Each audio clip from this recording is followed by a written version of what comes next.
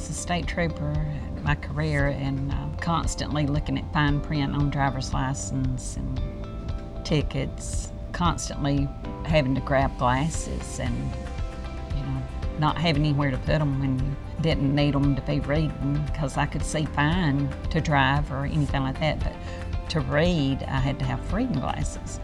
So I went to get reading glasses and got bifocals. So when I tried those, it was like looking in a fishbowl. So I spent $200 or $300 on a pair of glasses that I never could get used to.